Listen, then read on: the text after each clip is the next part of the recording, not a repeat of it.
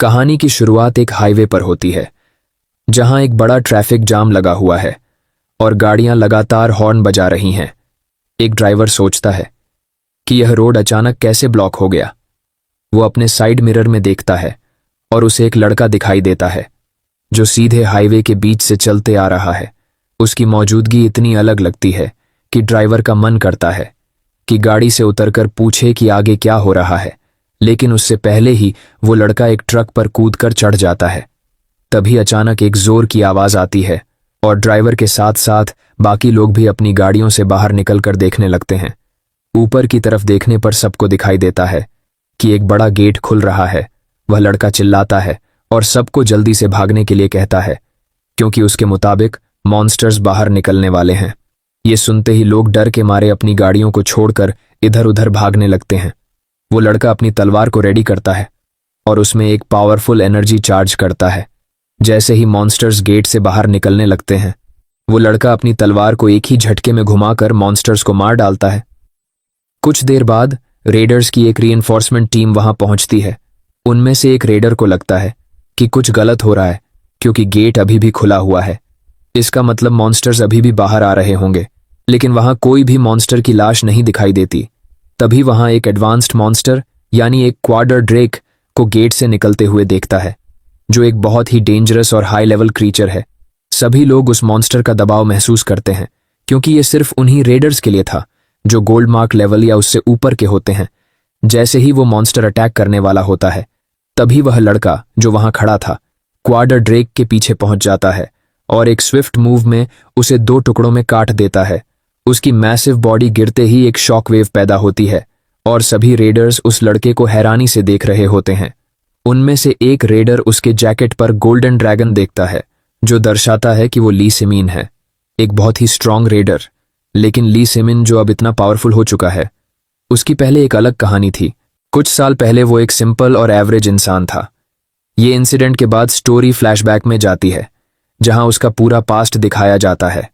कहानी में दिखाया जाता है कि जब मॉन्स्टर्स दुनिया में पहली बार आए, तब से दुनिया 2 ग्रुप्स में डिवाइड हो गई थी, रेडर्स और नॉन रेडर्स। रेडर्स वो लोग होते हैं जो मॉन्स्टर्स से लड़ते हैं और उनको मारते हैं, और नॉन रेडर्स वो है जो नॉर्मल लोग हैं, जो इन चीजों से दूर रहते हैं और अपनी डेली लाइफ में बिजी हैं। एक दिन सेमिन रेडर मैनेजमेंट ब्यूरो में अपने ऑरा लेवल्स चेक करवाने के लिए जाता है। रिसेप्शनिस्ट उसको बताती है कि वो अंदर जा सकता है। वो टेंशन में हाँ में जवाब देता है। हर एक अवेकेंड इंसान को अपने ऑरा लेवल्स रेगुलरली चेक करने पड़ते हैं और ब्यूरो से अवेकनिंग जजमेंट पास करना पड़ता है। ये जजमेंट चेक करता है कि इंसान में ऑरा है या नहीं, और उसके बाद क्वालिफिकेशन टेस्ट होता है जो डिसाइड करता है कि वो रेडर बन सकता है या नहीं। सिर्फ वही लोग जिनके ऑरा लेवल्स एक सर्टेन थ्रेशोल्ड से ऊपर होते हैं वो टेस्ट दे सकते हैं। सेमिन लेबोरेटरी के अंदर जाता है और टेक्नीशियन को ग्रीट करता है। टेक्नीशियन उसको रिस्पॉन्स देती है और कहती है क्योंकि तुमने ये प्रोसेस पहले भी किया है तो बेसिक एक्सप्लेनेशन स्किप करते हैं। वो हाँ में जवाब देता है। टेक्नीशियन उसको बताती है कि उसका मिलिट्री में अगले साल एनलिस्टमेंट है और उसकी इवैल्यूएशंस की वजह से डिले हुआ था, पर अब और डिले नहीं कर सकते। सेमिन परेशान होता है, पर फिर भी वो सिचुएशन को हैंडल कर लेता है और बोलता है कि उसको ये पता है। टेक्नीशियन सजेस्ट करती है कि उसको काउंसलिंग करवानी चाहिए क्योंकि वो इस तरह और ज्यादा टाइम तक नहीं चल सकता। सेमिन पोलाइट तरीके से मना कर देता है और बोलता है कि वो बस टेस्ट देना चाहता है और जाना चाहता है। टेक्नीशियन मान जाती है और उसको मिलिट्री एनलिस्टमेंट की डेडलाइन याद दिलाती है। फिर वो मशीन में लेट जाता है और कुछ ही मोमेंट्स बाद उसको बताया जाता है कि उसका ऑरा लेवल 103 है, जो पिछले साल से बदला नहीं है। ऑरा लेवल आमतौर पर 100 से शुरू होता है और धीरे धीरे बढ़ता है, पर सेमिन का ऑरा लेवल पहले अवेकनिंग के टाइम से ही सेम है। वो कितनी भी मेहनत और ट्रेनिंग कर ले, उसका ऑरा लेवल कभी बढ़ा नहीं। टेक्नीशियन उसको साइन करने के लिए एक फॉर्म देती है और वो अपनी रियलिटी के बारे में सोचता है। पहले उसने सोचा था कि वो अपना गोल जरूर अचीव करेगा, पर अब तक उसकी जिंदगी उसके लिए बहुत मुश्किल रही है। टेस्ट के बाद सेमिन टेक्नीशियन को थैंक्स बोलता है और वहां से चला जाता है। कुछ समय बाद वह अपने घर पहुंच जाता है। वो अपने रूम का दरवाजा खोलता है। उसका रूम छोटा और काफी गंदा होता है और वो सीधा अपने लैपटॉप के पास जाकर जो गेम वो खेलता है उसमें रिवॉर्ड चेक करना चाहता है। उसको एक नोटिफिकेशन मिलता है क्वालिफिकेशन रिक्वायरमेंट्स कंफर्म्ड। वो सोचता है, ये क्या है? कंफ्यूज्ड होकर वो एक बटन क्लिक करता है जिसका नाम ट्रांसेंडेंट नेटवर्क है। स्क्रीन पे उसको 3 बोर्ड्स दिखाई देते हैं, tip board, special member board और जनरल मेंबर बोर्ड। क्यूरियस होकर वो जनरल मेंबर बोर्ड पर क्लिक करता है और देखने लगता है कि काफी सारे लोग अलग अलग पोस्ट्स डाल रहे हैं। वो हंसते हुए कुछ पोस्ट्स को देखता है और एक पोस्ट पे कमेंट करता है जो दामू ग्वांग नाम के यूजर की होती है। वो उसका मजाक उड़ाते हुए वो दामू ग्वांग को एडवाइस देता है कि वो थोड़ा रियलिटी में आए और बाहर की हवा खाए। वो साइट बंद करके सोचता है कि उसका कमेंट शायद दामू ग्वांग को रियलिटी में लाने में मदद करे। उसके बाद वो न्यूज़ चेक करता है और देखता है कि एक रेडर जिसका नाम संगजुन है, उसका रैंक गोल्ड से प्लैटिनम हो गया है। ये देख के वो शॉक हो जाता है क्योंकि वो समझ नहीं पाता कि संगजुन ने इतना हाई रैंक कैसे अचीव कर लिया। न्यूज़ के कमेंट्स में वो लोगों के पॉजिटिव कमेंट्स देखता है जो कि संगजुन की तारीफ कर रहे हैं। ये देख के सेमिन और भी फ्रस्ट्रेटेड हो जाता है क्योंकि वो याद करता है कैसे वो और संगजुन कभी एक लेवल पे थे और वो उसको बिना किसी दया के मारता था। गुस्से में वो अपना ट्रेनिंग शेड्यूल का नोट देख के फ्रस्ट्रेटेड हो जाता है। वो इतने गुस्से में आ जाता है कि वो नोट को मोड़कर फेंक देता है। वो अपने लैपटॉप पे एक और कमेंट लिखता है और अपने दिल की फ्रस्ट्रेशन को निकालता है। पर तभी एक और नोटिफिकेशन आती है, तुम्हारी क्वालिफिकेशन कंफर्म हो गई है। सेमिन बोलता है, ये साइट फिर से सामने क्यों आ रही है? फिर वो साइट को एक्सप्लोर करता है और देखता है कि एक नया मेंबर बोर्ड पर है जिसका नाम वॉन्डरिंग बेगर किम बोंगहक है। वो बोंगहक को बोलता है, भाई क्यों ना तुम अपना बैंक इन्फो दो, मैं तुम्हें डोनेशन दे दूंगा। बाय द वे, मैं एक रेडर हूं। बोंगहक बोलता है, तुम बदतमीज लड़के, रेडर? वो तो शायद तुम्हारी डायमेंशन में होते हैं और तुम मुझे ब्रदर कहने के लिए अभी छोटे हो। सिमिन बोलता है, तुम कितने बड़े हो? वो जवाब देता है, मैंने 1400 साल के बाद काउंट करना बंद कर दिया और एज मेरे लिए मैटर नहीं करती क्योंकि मैं एक ट्रांसेंडेंट हूं। ये सुनकर सेमिन हंस के बोंगहक के डेडिकेशन पे और इंटरेस्ट लेकर और पोस्ट्स को स्क्रॉल करता है। सेमिन जनरल मेंबर बोर्ड पे स्क्रॉलिंग करता है और उसको एक और कमेंट दिखाई देता है जो ग्रैंड विज़र्ड लियाना ने डाला है। उस कमेंट में लियाना लिखती है कि वो सेमिन से मिलना चाहती है और इसके लिए उसने पॉइंट्स इकट्ठा करने का प्लान बनाया है। मजाक में सेमिन रिप्लाई करता है कि उसको ढूंढना बहुत मुश्किल होगा। उस वक्त उसको नहीं पता होता कि उसके पीछे एक स्ट्रेंज फोर्स बन रही है। तभी सेमिन को एक आवाज सुनाई देती है जो कहती है, अगर सच में मिल जाए तो क्या करोगे? डर के वो पीछे देखता है और देखता है कि एक लेडी पोर्टल के अंदर से उड़ते हुए उसको देख रही है। वो कहती है, मैं ये देखने आई हूं कि तुम कैसे बंधे हो। तुम कौन हो? सेमिन ये सब देख के शॉक्ड और स्पीचलेस हो जाता है। लियाना फिर उसे रूट से टाइटली लपेट लेती है। डर से सेमिन हिल भी नहीं पाता। लियाना को यह समझ नहीं आता कि वो इतना वीक क्यों है। वो उसे मोटा कह के चिढ़ाती और उसकी आइडेंटिटी के बारे में पूछती है। सेमिन उसको प्रॉमिस करता है कि वो सब कुछ बता देगा, बस उसको छोड़ दे। जब वो उसको छोड़ती है तो वो जोर से अपने कमरे की जमीन पे गिरता है। वो लड़खड़ाते हुए उस लेडी से पूछता है कि वो कौन है। लियाना अपना इंट्रोडक्शन देती है और सेमिन को याद दिलाती है कि वो पहले कितनी बेवकूफ़ी भरी बातें कर रहा था। वो पूछती है कि क्या वो सच में रेडर है। सेमिन थोड़ा परेशान होकर बताता है कि वो अभी रेडर बनने की राह पर चल रहा है। लियाना उससे पूछती है कि क्या सच में वो रेडर बनने लायक है या नहीं। सेमिन उसको अपनी दुनिया के बारे में बताता है कि लोग ऑरा का इस्तेमाल करके मॉन्स्टर्स को मारते हैं और उन्हें रेडर्स कहते हैं, लेकिन सबके पास ये ऑरा नहीं होता। मेरे पास थोड़ा सा ऑरा है क्योंकि मैं एक अवेकनर हूं, पर मेरा लेवल कभी भी हाई नहीं हुआ। ये सुनकर लियाना बोलती है, सच में? तो अपना ऑरा दिखाओ।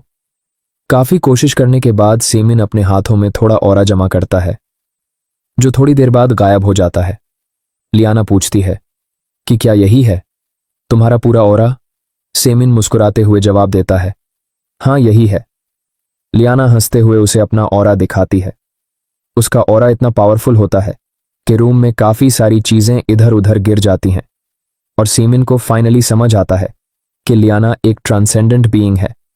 वो डरते हुए उसकी गलतियों की माफी मांगता है।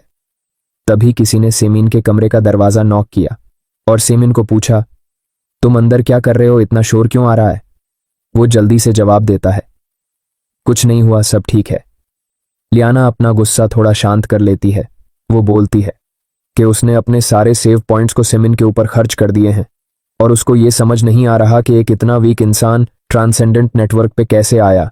सेमिन डरते हुए बताता है कि उसको भी नहीं पता, बस उसने अपना लैपटॉप ऑन किया था। लियाना को लैपटॉप क्या होता है ये नहीं पता होता, तो वो उसके डेस्क पे रखे डिवाइस को देखती है और बोलती है कि उसके पास और कुछ एक्सप्लेन करने के लिए है क्या? सेमिन उससे कहता है कि उसकी जिंदगी में कुछ खास नहीं है और वो भी बाकी लोगों की तरह स्ट्रगल करते हुए यहां तक पहुंचा है। लियाना उसका मजाक उड़ाते हुए बोलती है कि उसने कभी कोशिश की है क्या?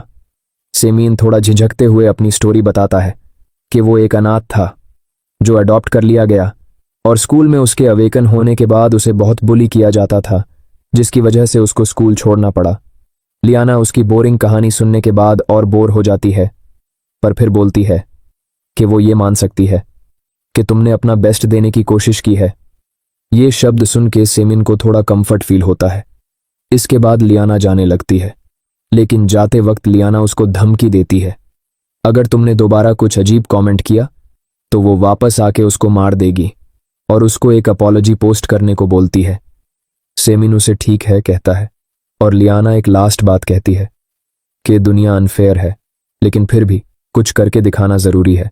तू इंसान है और इंसान होने के नाते तुझे अपनी जिंदगी में कुछ करना चाहिए। ये सुनकर सेमिन पूछता है कि क्या वो कभी दोबारा मिलेंगे? लियाना मुस्कुरा के बोलती है कि अगर वो सच में मिलना चाहता है तो उसको अपने आप को ट्रांसेंड करना पड़ेगा। और फिर वो अपने वर्ल्ड में चली जाती है और गेट बंद हो जाता है।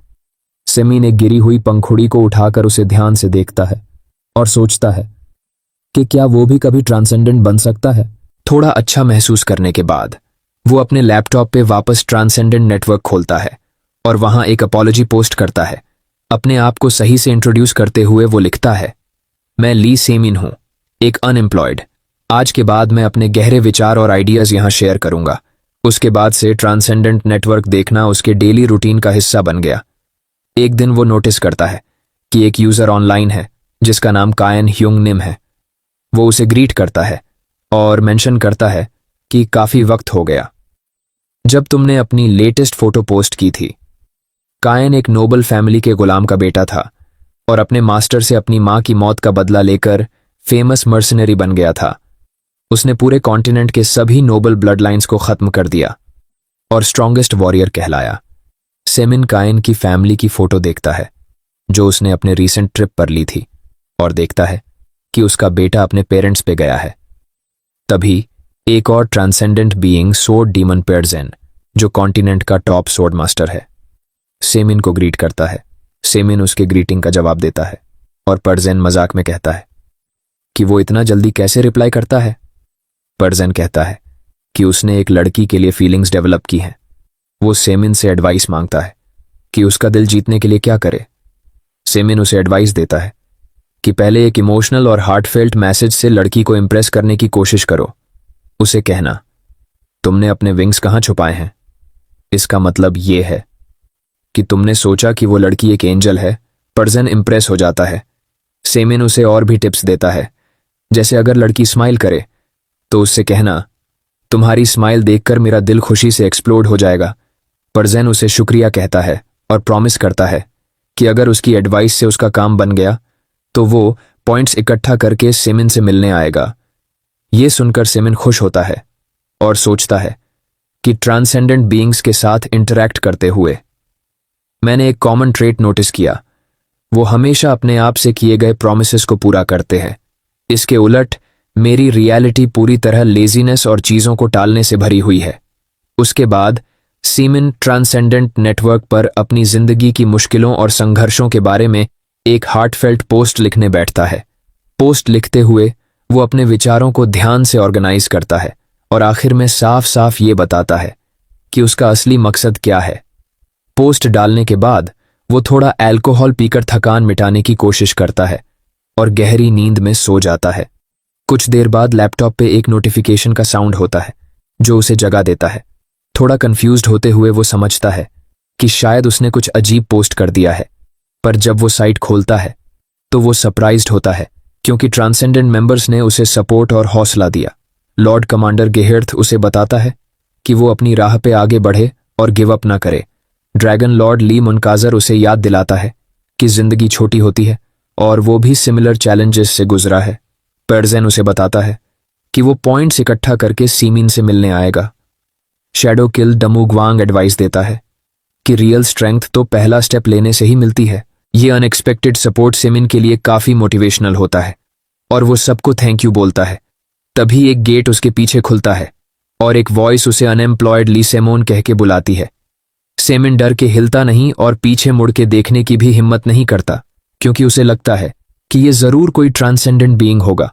कुछ सेकंड्स में वो महसूस करता है कि एक हाथ उसके पीठ पर है और एक पावरफुल एनर्जी उसके थ्रू फ्लो हो रही है। वो मिस्टीरियस फिगर उसकी जिंदगी के हर स्ट्रगल को देख रहा होता है, उसका डिप्रेशन, वीक रिजॉल्व और उसका वीक कॉन्स्टिट्यूशन जो धीरे धीरे उसके बॉडी और माइंड को खत्म कर रहा है। वो फिगर बताता है कि सेमिन का इलनेस सिवियर्ड वेन्स कहलाता है। सेमिन के बॉडी में एनर्जी फ्लो करने लगती है और वो जोर से चिल्लाता है। फिर वो मिस्टीरियस बीइंग उसके पीठ से हाथ हटाता है और पूरी जगह चेंज हो जाती है। वो अपना इंट्रोडक्शन देता है और बताता है कि वो डॉगगो च्योन्मा है, जो हिस्ट्री का ग्रेटेस्ट मार्शल आर्टिस्ट कहलाता है। वो कहता है, तुम कमजोर इंसान नहीं हो। सेमिन सोचता है कि एक ऐसी ओवरवेलमिंग स्ट्रेंथ जो दुनिया को झुकने पर मजबूर कर दे। मुझे लगा था कि ग्रैंड विजर्ड लियाना बहुत स्ट्रांग है, लेकिन इसकी पावर एक अलग ही लेवल पे है। फिर वो मिस्टीरियस बीइंग आगे कहता है कि पॉइंट्स इकट्ठा करो और टिप्स बोर्ड एक्सेस करो। मैंने वहां सिर्फ तुम्हारे लिए कुछ स्पेशल प्रिपेयर किया है। ये सुनकर सेमिन जैसे ही डॉगो च्योन्मा से कुछ और पूछ पाता, वो अपने कमरे में वापस आ जाता है और जमीन पे गिर जाता है। वो सोचता है कि ये सब सपना था या सच, पर अपने हाथ की चोट को देखकर उसे समझ आ जाता है कि ये सब रियल था। इसके बाद सीमाइन फाइनली अपने रूम को क्लीन करने का डिसीजन लेता है और कुछ घंटों में उसका रूम बिल्कुल क्लीन हो जाता है। वो अपने हाथ को देखता है और सोचता है कि अब इस रूम में सिर्फ एक ही कचरा बचा है और वो मैं हूं। फिर वो अपने आप को याद दिलाता है कि वो कमजोर नहीं है और अब वो लाइफ में कुछ अचीव करेगा। सेमिन अपना जैकेट पहनता है और ट्रेनिंग के लिए बाहर जाता है।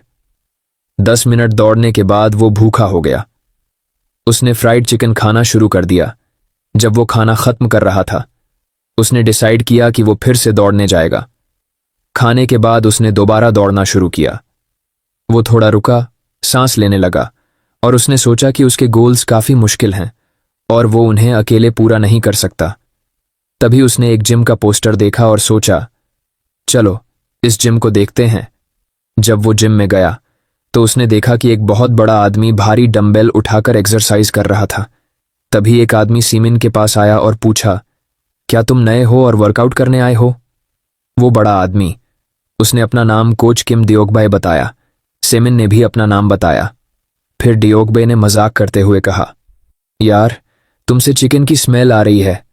सेमिन थोड़ा कंफ्यूज हो गया। डियोगबे ने पूछा, क्या तुमने अभी खाना खाया है? फिर वो थोड़ा डांटते हुए बोला, एक तरफ तू फिटनेस की शुरुआत कर रहा है और दूसरी तरफ अनहेल्थी खाना खा रहा है।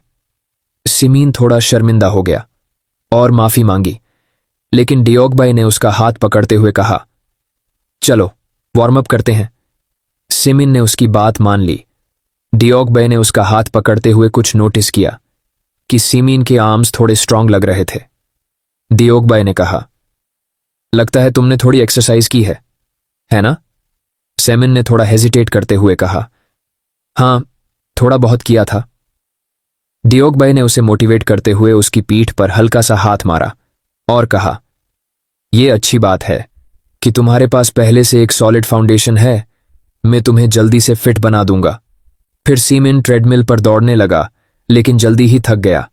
डियोगबे ने चिल्लाकर कहा, अगर तुम्हें गिरना है तो गिर जाओ, अगर तुम्हें उठना है तो तुम उठ जाओगे। सीमिन थोड़ा ज्यादा सोच रहा था, लेकिन डियोगबे ने कहा, ज्यादा मत सोचो, तुम्हें बस अपनी लिमिट्स को पार करना है। फिर सेमिन ने अपनी पूरी एनर्जी लगाई और अपने गोल को हासिल करने की पूरी कोशिश की। डियोगबे ने एक्साइटमेंट के साथ कहा, बस अब और कुछ नहीं, चाहे तुम मर भी जाओ, बस दौड़ते रहो जब तक तुम गिर ना जाओ। कुछ घंटे बाद सेमिन पूरी तरह थक चुका था, लेकिन कोच दियोकबाई उसके पास आया। थम्स अप देते हुए बोला, अच्छा काम किया, कल मिलते हैं। सेमिन को यह कॉम्प्लीमेंट बहुत अच्छा लगा और उसने भी कोच का शुक्रिया अदा किया। जब वो अपने अपार्टमेंट वापस आया तो उसने ट्रांसेंडेंट नेटवर्क पर लॉग इन किया। उसे याद आया कि डोगो चेओन्मा ने कहा था कि वो टिप्स बोर्ड चेक करे, लेकिन जब उसने नोटिस बोर्ड खोला तो उसे मैसेज मिला, access denied due to insufficient points. सेमिन कंफ्यूज्ड हो गया और सोचा, ये पॉइंट्स कैसे मिलते हैं। सिस्टम ने उसे एक नोटिस दिया, मेंबर क्वेस्ट, अपना वजन 100 किलोग्राम से नीचे लाएं। ये देखकर सेमिन शॉक्ड हो गया। उसने सोचा कि वो ये कैसे करेगा। अगले दिन सेमिन फिर जिम गया और ट्रेडमिल पर दौड़ने लगा, ये सोचते हुए कि वो अपना वेट 100 किलोग्राम के नीचे लाएगा। कोच दियोकबे ने उसे हौसला देते हुए कहा, तुम्हारे पास जो स्ट्रेंथ है उससे तुम अपने गोल्स जरूर अचीव करोगे। सेमिन ने अपनी पूरी कोशिश की और दौड़ते हुए अपनी लिमिट्स को पार किया। दियोकबे ने जोर से चिल्लाते हुए कहा, तुम में इतना पोटेंशियल है, बस अपनी लिमिट्स को पार करो। सेमिन ने पूरी मोटिवेशन के साथ दौड़ लगाई और 8.4 किलोमीटर तक दौड़ गया। कुछ दिनों बाद सेमिन अपने बाथरूम में खड़ा होकर अपने रिफ्लेक्शन को देख रहा था। उसने सोचा, क्या मैंने थोड़ा वेट कम किया है? फिर उसने खुद को मोटिवेट करते हुए कहा, आज मैं बेस्ट करूंगा। आगे वो बाहर रनिंग के लिए जाता है। दौड़ते हुए वो सोचता है, आज मैं थोड़ा लाइट कार्डियो करूंगा और साथ में थोड़ी बहुत ट्रेनिंग भी कर लूंगा। जब वो दौड़ रहा था, एक लड़की उसके पास से गुजरी। उस लड़की ने सोचा, ये लड़का, क्या वो फिर से दौड़ रहा है? जब मैंने इसे पहली बार देखा था तो मुझे लगा था कि कोई वाइल्ड बोर आ रहा है, लेकिन अब ध्यान से देखूं तो उसका शरीर पहले से काफी पतला और फिट हो गया है। आगे वो पुल अप्स कर रहा था। उसकी मसल्स में काफी पेन हो रहा था, लेकिन वो अपनी लिमिट्स को पार करने के लिए अपनी बॉडी को और पुश कर रहा था। वो लड़की भी उसे गौर से देख रही थी। थोड़ा वर्कआउट करने के बाद जब वो पानी पीने गया तो वो लड़की सेमिन के पास आई और बोली, आप बहुत मेहनत कर रहे हो, मैं आपको काफी देर से देख रही हूं, आपकी लगन बहुत खास है। सेमिन ने उससे कहा, ठीक है, पर मैं अब जा रहा हूं। वो लड़की गुस्से में सोच रही थी, मैंने उससे बात करने के लिए इतनी मेहनत की और वो ऐसे ही चला गया।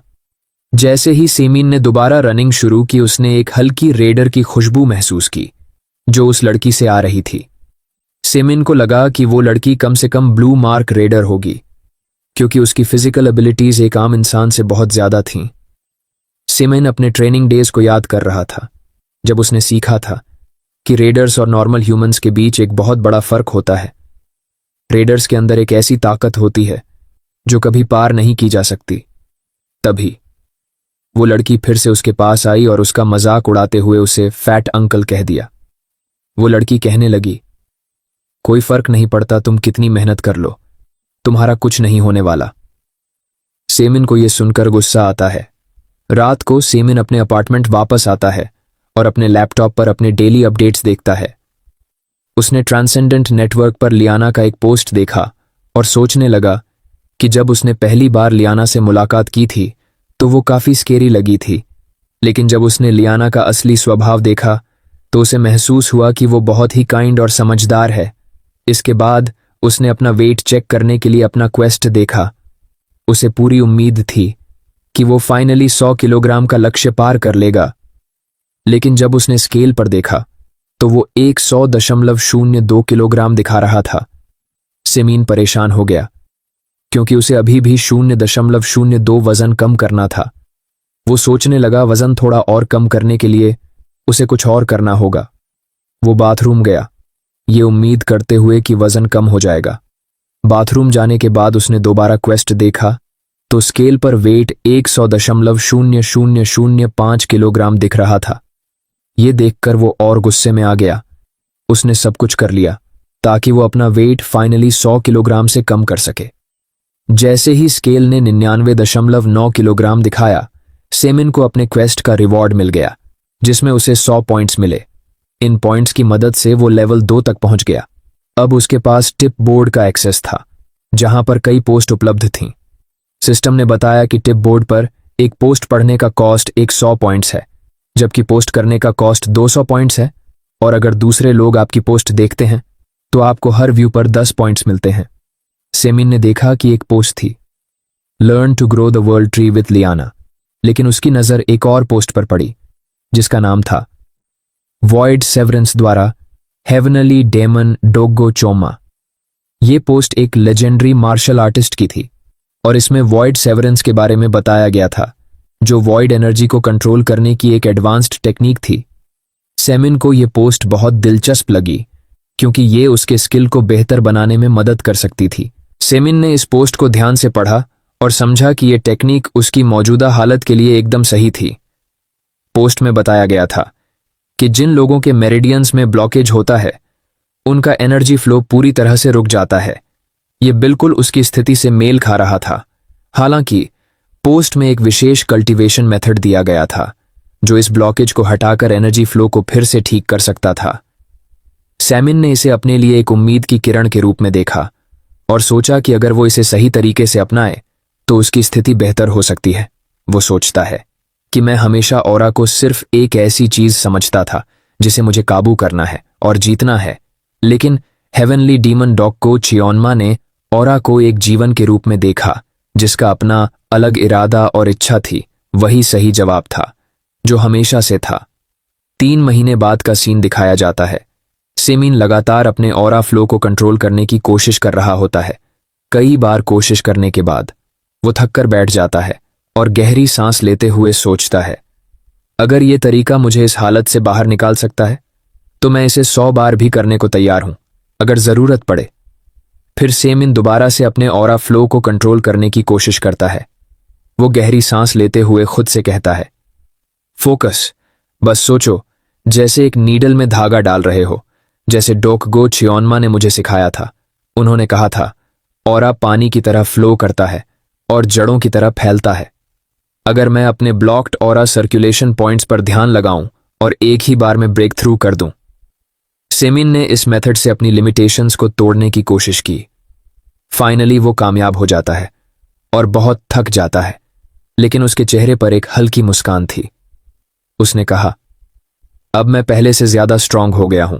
आगे scene private red training academy Taesong academy में शिफ्ट होता है, जहां कोच हुआंग जोंग अपने स्टूडेंट्स को ट्रेन कर रहा था। तभी एक स्टूडेंट ने आकर बताया कि एक पर्सन आया है जो आपसे मिलना चाहता है।